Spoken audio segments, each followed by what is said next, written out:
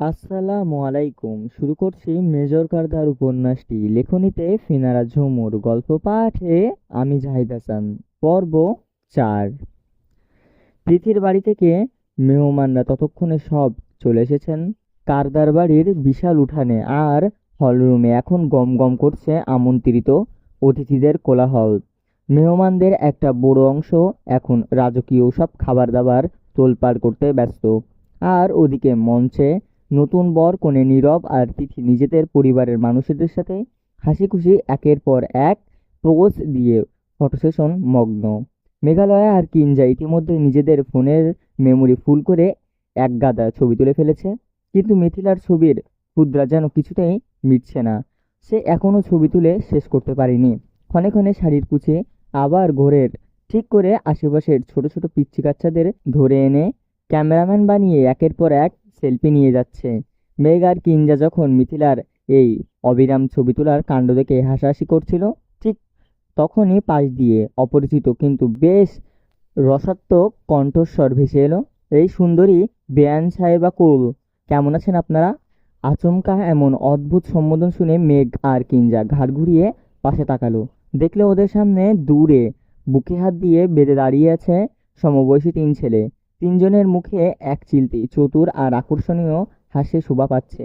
ওদের body language দেখেই বোঝা যাচ্ছে এরা কন্যাপক্ষের কেউ। মেঘালয়া দমবার পাত্রী নয়। সে চোখ দুটো সামান্য ছোট করে কড়া গলায় বলে, তা বেয়াই সাহেবেরা আপনারা ঠিক কারা? আমাদের একা পেয়ে মুরগি ভেবে আলগা প্রেম করতে এসেছেন বুঝি? মেঘের মুখে মুরগি শব্দ শুনে তিন ছেলের মাঝখান থেকে একজন হেসে ফেলল। সে মাথা নেড়ে বেশ রসিকতায় উত্তর দিল, না বেআইন মুরগি ভেবে ভুল করে। বোনের ননদের সাথে কাছে আসেনি, আমরা আসলে শেয়াল হয়ে খাঁচার মুরগি নিয়ে চম্পট দিতে এসেছি। ছেলেটার মুখে বুদ্ধিসম্মত উত্তর শুনে মেঘ আর কিঞ্চিত নিশ্চয়তা হলো। এরা আসলে নতুন বউ তিথির কাজিন বা ভাইদের দল। এরা কিঞ্জির একটু মজা লুটার জন্য মুখে হাত দিয়ে হেসেই বলল, উফ, মুরগি বাগে পাওয়া কি এতই সোজা রে ভাই? আগে খাঁটি শেয়াল হয়ে একটা প্রমাণ দেখান দেখি। ঠিক তখনই তন্ময় নামের একটা ছেলে, যে এতক্ষণ মেঘের দিকে পলকহীন চোখে তাকিয়েছিল, সে এক পায়ে গিয়ে সে বেশ ঠাট্টার স্বরেই বলল, কি যে বলেন বেআইন, আপনি শুধু একবার অনুমতি দিয়েই দেখেন আপনার পাশে থাকা ওই পাউডার ব্লু সারারা পরা বেআইনকে নিয়ে চম্পট দিতে আমি এক মুহূর্তে পা খাড়া দিয়ে রাজি। তন্ময়ের এমন সরাসরি লাইন মারার ঢং দেখে মেঘালয় চরম বিরক্তির কপাল কুঁচকে ফেলল। সে তড়িঘড়ি উঠেই বলল, এক পাতেও শুধু তাল গাছ দাঁড়িয়ে থাকে, তা ভাই আপনি কি কোনো জীবন্ত তাল গাছ? তন্ময় একবার মেঘের আবার একটু কাছে ঘেঁষে ফিসফিসিয়ে বলল, আপনার মতো এমন একখানা সুন্দরী বেআইন পেলে আমি তাল গাছ কেন, মাকাল গাছ হতেও এক পায়ে রাজি। বলেই তন্ময় মেঘকে লক্ষ্য করে আলতো করে একটা চোখ টিপ দিল। কিন্তু চোখ টিপ দিয়ে সে যখন খুশিতে গদগদ মেঘের মাথায় উপর দিয়ে সামনের দিকে তাকালো, অমনি তার পুরো শরীর রক্ত যেন এক সেকেন্ডে হিম হয়ে জমে বরফ হয়ে গেল। সামনে ফুড সল্টের পিলরের আড়ালে এক হাতে পকেটে পুড়ে দাঁড়িয়ে আছে স্বয়ং মেজর শিষ্য কারদার অঙ্কন। তার সেই শান্তকীর্ণ রক্তলাল জ্বলন্ত চোখ জোড়া সরাসরি গিয়ে বেঁধেছে তন্ময়ের উপর। শিষ্য কোনো কথা বলল না, কেবল অত্যন্ত ধীর গতিতে নিজের পা দুটো আঙ্গুল দিয়ে তাকে চোখের ইশারা করলো। তারপর সেই আঙ্গুল তন্ময়ের দিকে তাকালো। তার চোখের সেই ভয়ঙ্কর চাহনি আর চোয়ালের কঠোরতা স্পষ্ট বুঝিয়ে দিচ্ছে তার ভেতরের নীরব হুঙ্কার। এই মুরগির আর পার্সোনাল শিকার, এর দিকে যদি আর একবার চোখ টিপ দিয়েছিস তবে তোর ওই শিয়ালগিরি একটানে বের করে বাঁশ গেড়ে দিব। মেজর কার্দারের সেই সাক্ষাৎ জমদূতের মতো ইশারা আর বাঘের চাউনি দেখে তন্ময়ের পেটের ভেতর ভয়ের চোটে মোচড় দিয়ে উঠল। ডিফেন্সের মেজরের এই রূপ দেখে কার বাপের সাধ্য আছে সেখানে দাঁড়িয়ে থাকার? তন্ময় থমথম খেয়ে শুকনো ঢোক গিলে মুহূর্তের মধ্যেই নিজের সুর বদলে ফেলল। সে পাশে থাকা বাকি দুই বন্ধুর শার্টের কলার চেপে ধরে কাঁপা কাঁপা গলায় বলল, এই এই ভাই, এদিকে আয় তো, জলদি একটু কাজ আছে, চল চল। বলেই বন্ধুর প্রায় টেনে হিঁচড়ে সে বিয়েবাড়ির ভিতর থেকে মধ্যে হারিয়ে গেল। ওদের এভাবে হঠাৎ ঝড়ের গতিতে কেটে পড়া দেখে মেঘ আর কিঞ্জা পুরো আকাশ থেকে পড়লো। কিঞ্জা হা করে চারপাশ তাকিয়ে বলল, কি হলো এটা? এরা এমন কুকুরের মতো লেজ গুটিয়ে পালিয়ে গেল কেন মেঘ? মেঘালয় ওদের পালানোর আসল কারণ টের পায়নি, কারণ শিষ্য ততক্ষণে আবার পিলারের আড়ালে আত্মগোপন করেছে। মেঘালয় তার সারারার ওড়নাটা ঠিক করতে করতে চরম বিরক্তি মাথা নেড়েই বলল, বাদ দে তো আপু, খুব নাকি শেয়াল হয়ে মুরগি ধরতে এসেছিল। ফু, এক ধমকেই হাওয়া। ছ্যাঃ। বৌভাতের জমকালো অনুষ্ঠান শেষে নতুন বর কনে নীরব, আর তিথি বিদায় নিয়ে চলে গেছে। নিয়ম অনুযায়ী বিয়ের পর প্রথমবার নতুন বউকে কিছুদিন নিজের বাপের বাড়িতে কাটাতে হয়। সেই চিরাচরিত নিয়ম রক্ষার্থেই ওদের প্রথম প্রস্থান। মেহমানরাও একে একে বিদায় নিয়েছে। একটু আগের সেই গিজগিজে কোলাহল কারদার বাড়িটা এখন প্রায় খা খা করছে। হাতে গোনা গুটি কয়েক মানুষ ছাড়া আর বাড়িতে আর কেউ নেই। চারিদিকে এমন নিঝুম সুযোগটাও হাতছাড়া করলো না মেঘালয়া। সে গুটি গুটি পায়ে পেছনের উঠানের এক কোণে থাকা বিশাল বুড়ো আম গাছটার নিচে এসে দাঁড়ালো। দুই হাত কোমরে বেঁধে ঠোঁটের ওপর তর্জনী আঙ্গুল দিয়ে চেপে ধরে গভীর মনোযোগ দিয়েই গাছের ডালপালার বিন্যাস দেখতে লাগলো। ঠিক কোনো দিক দিয়ে পা বাড়ালে তরতর করে উপরে ওঠা যাবে, গাছে উঠবে বলেই সে মাত্র 20 মিনিট আগে তার শখের জামাকাপড় আর ভারী সাজগোজ ধুয়ে মুছে সাফ করে ফেলেছে। এটা আরামদায়ক আনারকলি গোল জামা পরে নিয়েছে ও, যাতে হাত পা ছুঁড়ে ডাল পা দিতে অসুবিধা না হয়। গাছের গুঁড়িতে একটা থাপ্পড় মেরে মেঘালয় নিজের মনেই একটা বিদঘুটে মন্ত্র আটকে নিল। ছু ছু কালিকুত্তার গু, যা মেঘ তড়িহড়ি করে গাছে উঠে পড়। যেই ভাবা সেই কাজ। নিজের আরাম করে জামার ওড়না টেনে কোমরের শক্ত করে একটা গিঁট দিল সে। শরীরটা এমনিতেই হালকা পাতলা, ভাই বোনের মতো ক্ষিপ্রতার গাছে উঠতে মেঘের একদম সময় লাগে না। চোখের পলকেই সে তত্তর করে উঠে গেল গাছের মগডালের কাছাকাছি একটা বেশ শক্ত চওড়া ডালের উপর জমিয়ে বসলো। তারপর চারপাশে উকিঝুঁকি মেরে একে একে 3টা বড় বড় আধা কাঁচা পাকা আম পেড়ে নিল। ডালের উপর 2 পা ঝুলিয়ে মনের সুখে আম কামড়ে বসিয়ে নিজের তৈরি করা অদ্ভুত ভুলভাল হিন্দিতে গান জুড়ল।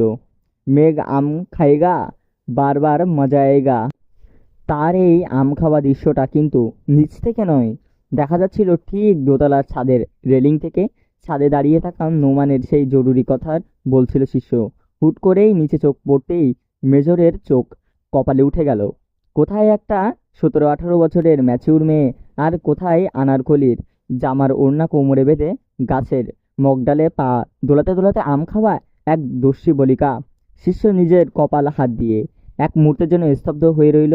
তারপর পাশে দাঁড়িয়ে থাকা মেঘের বড় ভাই নোমানের দিকে তাকিয়ে কড়া গলায় বলল, তোর বোনে গাছের সাথে বাদরের মতো লটকায় আছে কেন? দেখ, মনে হচ্ছে ও ক্লাস 6-7-এর পড়া কোনো মেয়ে স্টুডেন্ট। শিষ্যের এমন ভ্যাবচাকা খাওয়া প্রশ্ন শুনে নোমান একটা বিটকেল মার্কা হাসি দিল। সে আস্তে আস্তে বলল, হোপ বেটা, আমার বোন আগামী বছর এসএসসি দিবে। অবশ্যই ও বাদরের পূর্ব খালাম্মা। নোমানের মুখে বাদরের পূর্ব খালাম্মা শুনে শিষ্যের ভেতরে গোয়েন্দা মনটা চড়া দিয়ে উঠল। সে মেঘের ব্যাপারে আরও হাড়ি খবর বের করার জন্য নোমানকে হালকা করে একটু খুঁচিয়ে বলল, তো জনাব, আপনার ইন্টারের পড়া বোনের বয়স কত? 10-12? দূর বেটা, ওর বয়স 17। তবে হ্যাঁ, আমার বোনের আবার অনেক গুণবতী। শিষ্য এবার ঠোঁটের কোণে বাঁকা হাসি ফুটিয়ে কৌতূহল নিয়েই বলল, উদাহরণ দাও বৎস। বোনের প্রশংসার সুযোগ পেয়ে নোমান এবার আর কোনো রাগঢাক করল না। সে শিষ্যের দিকে তাকিয়ে মেঘালয়ের সব লুকানো গুণ গড় গড় করে বলতে শুরু করলো। যেমন আলাইসাবিতা আকাইম্মাবতী, ঘুমাইন্নাবতী, কাদুনিবতী, ন্যাকামিবতী, ঝগড়াবতী, পড়াচুন্নিবতী সহ আরও অনেক বতী। নোমানের মুখ থেকে মেঘের এমন এত এত বতী মার্কা গুণের বহন শুনে মেজর শিক্ষক অঙ্কনের নিজের হুঁশ হারানোর দশা হলো। মনে মনে তার ছেড়ে দে মা, কেঁদে বাঁচি অবস্থা। যে মেয়ে ফেক আইডি দিয়ে হট ছবি পাঠায়, বাসর রাতে মারামারি গল্প খোঁজে, সামান্য ধমকেই 3বার ধপাস ধপাস করে অজ্ঞান হয়ে পড়ে যায়, আর এখন চড়ে আছে আম গাছে। তার উপর নোমানের দেবা এত এত বতির গুঞ্জনে শিষ্যর গাছের ডালায় পা দোলানো থাকা মেয়ের দিকে তাকালো। তারপর এক দীর্ঘশ্বাস ফেলে মনে মনে এক চরম আতঙ্কে আউড়ালে উঠল, স্পষ্ট তার ভবিষ্যৎ দেখতে পাচ্ছি। ধোঁয়াশা ধোঁয়াশা, তামাটে কালো রাধার। মেঘ, আমাদেরও কিছু আম দে না রে। নিচ থেকে রাহাতের এমন লোভাচুর আকুতি শুনে মেঘালয়ের মনের সুখ আমের শেষ মিষ্টি রসটুকু চুষে নিল। মুখটা বাঁকিয়ে চিবিয়ে থামিয়ে বেশ আর এসেই বলল, দিচ্ছি। বলেই সে তার চিবানো আমের আঠিটা একদম টিপ করে নিচে দাঁড়িয়ে থাকায় মিথিলার কিঞ্জার আদরের আর রাহাতের দিকে ছুঁড়ে মারল। আটটিটি গিয়ে পড়ল রাহাতের পায়ের ঠিক 1 ইঞ্চি দূরে। তা দেখে কিঞ্জা রেগে মেগে আগুন চিল্লাচিল্লি জুড়ে দিল, ওরে মেঘের বাচ্চা শুটকি, তোর এত বড় সাহস, আজ তোর একদিন কি আমাদের যতদিন লাগে। নাম বলছি গাছ থেকে, নিচে নাম। মেঘালয়া মগডালের উপর নিজের আনারকলি জামাটা টেনে টুনে বসে বেশ দামড়া একটা হাসি দিল।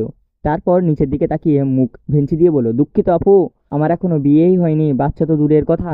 আমের এতটাই যদি শখ থাকে তবে কষ্ট করে গাছে বসো, আম পেয়ে যাবে।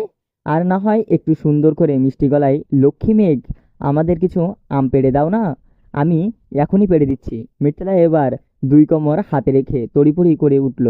মেঘের একই পাকা পাকা কথা শুনে সে চোখ রাঙিয়েই বলল, হয় তুই নিজে ভালো ভালোই আম দিবি, না হয় গাছ থেকে নামবি। যদি না নামিস তবে এই আমি চললাম বড় ভাইদের ডাকতে। নোমান ভাই শুধু একবার গিয়ে বলবো তুই আনারকলি পরে বানরের মতো গাছে উঠেছিস, বাকিটা বড় ভাই ভালো করেই দেখে নিবে। নোমান ভাইয়ের নামটা শুনেই মেঘ ততটা না ডরালোও না। মিথিলার এই বড় ভাই শব্দটা মেঘের গজগজে এক অদ্ভুত সিগন্যাল দিল। তার মনে হলো নোমান ভাই জানা মানেই তো সাক্ষাৎ যমদূত মেজর কার্দারের কানেও খবরটা যাবা। আর ওই লোকটার জানতে পারলে গাছে চড়ার অপরাধে কোর্ট মার্শালও দিতে পারে। ভয়ের চোটে মেঘালয়া গাছের ডাল আঁকড়ে ধরে মৃদু চিৎকার করে উঠল, না না থাক, তোদের পায়ে পড়ি রে ভাই, ভাইকে ডাকিস না, আমি আম দিচ্ছি তোদের, ভালো ভালো আম দিচ্ছি। মেঘ চটজলদি তার হাতের নাগালের মধ্যে থাকা এক গোছা আধা পাকা আম পেড়ে দিল, টপাটপ নিচে ফেলে দিল। তার এই ধরনের ধমকে ভড়কে যাবার করুণ অবস্থা দেখে বিড়ালের মতো ছটফটিয়ে ওদের থেকে পরিষ্কার দেখতে পাচ্ছে একজন। ছাদের রেলিংয়ে হাত রেখে নিজে মেঘের এই ভয়াত্মক রূপ দেখে মেজর শিষ্যর কারদারের অঙ্কন এবার আর নিজের গম্ভীর ভাবটা ধরে রাখতে পারল না। সে মুখ টুপে এক চিলতে চমৎকার মোহনীয় হাসল। গাছের উপর বসা ওই চঞ্চল দস্যি মেয়েটার দিকে তাকিয়ে তার বুকের ভিতর এক অদ্ভুত ভালো লাগার মোচড় দিয়ে উঠল। শিষ্য নিজের চিবুকটা হাত দিয়ে ঘষে মনে মনে এক দৃঢ় প্রতিজ্ঞা করেই বলল, না, আর একদম দেরি করা যাবে না। এই পাগল মেয়েটা যত দ্রুত সম্ভব নিজের করে নিতে হবে, ওকে কারদার বাড়ির কোণে করে আনতে হবে। সময়ও চলে এসেছে এবার, বেশি দেরি করারটাও চরম ঝুঁকির ব্যাপার। চারপাশ দিয়ে বড্ড বেশি শিয়ালের আনাগোনা শুরু করেছে ওকে বাঁচাতে খাঁচা থেকে ছিনিয়ে নেবার জন্য। তার আগেই মেজর কারদারের নিজের শিকার নিজেই ডেয়ার তুলে নিয়ে আসতে হবে। এখানেই শেষ পর্ব 4।